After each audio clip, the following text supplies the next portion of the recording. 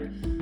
So you can see here's one that I've already done. This is with nylon thread, and I'll be demonstrating the wrapping with this cotton thread right here.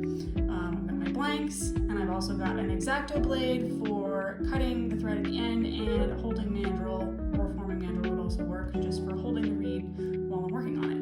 So let's get started. So I'm going to just take my blank, put it onto my mandrel, and I've already trimmed the bottom wires. In my case, I use 4 wires, so bottom 2 wires trimmed short enough so they don't get in the way.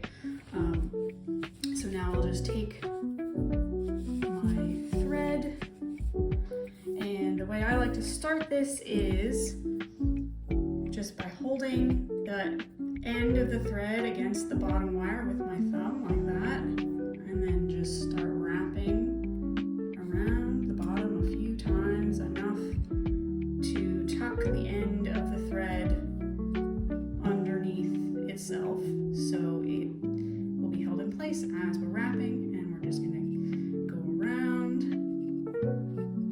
several times, and I'm going to make my way up towards the 3rd wire and go around that several times,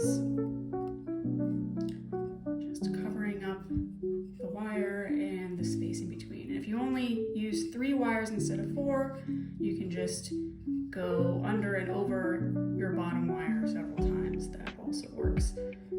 And so we're just going to cover up this area. You can do as much or as little as you like here. I usually don't do too much because I find that it makes it more difficult for the glue or beeswax to soak into the thread.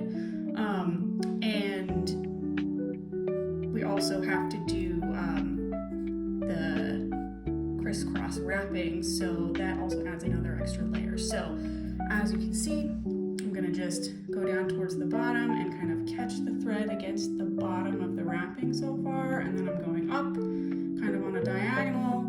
Same thing, you sort of catch it on the little ledge above that top wire, and you go back down, and then we're going to go just right next to where we wrapped it before, and we just sort of keep going around.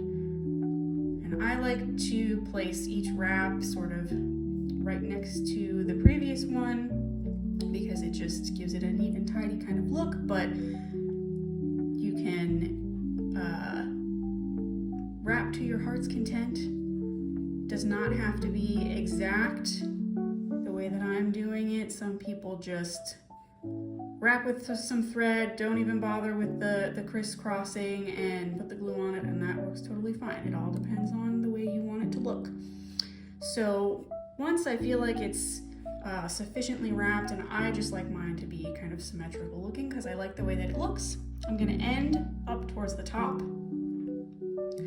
and I'm holding on to the thread with a good bit of tension between these 2 fingers, and then kind of catching it with my ring finger and pinky. And I'm holding the thread nice and tight, and I'm going to start wrapping around the tube here, and we're just going to go up. Sometimes I'll pause to just push the thread down, make sure that there aren't any gaps. And we'll just go all the way up to the 2nd wire.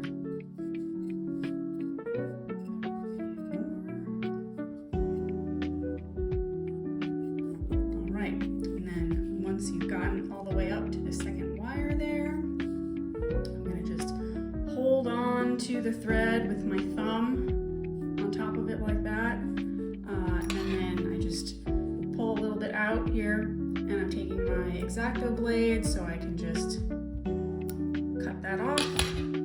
This is maybe a few inches long, the tail. And now my trick for tying it off is I'm still holding on to the thread with my thumb right next to the wire right there, and I'm holding the mandrel with my other fingers.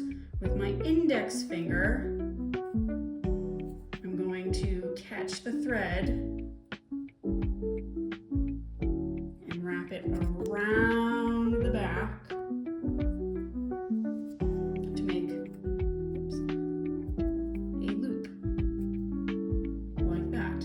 And so now my is coming around the front. I'm just going to tuck the tail underneath the loop. Make sure it's all underneath the wire, and then you just pull that down and just tighten it to secure it. So what I do is basically like a half square knot, or like the first step of tying your shoelaces.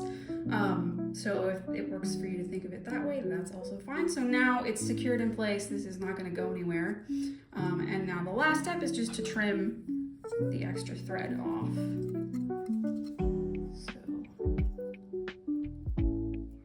And you can do this with a straight razor, or scissors also is fine, but I just like the X-Acto blade. Trim the bottom.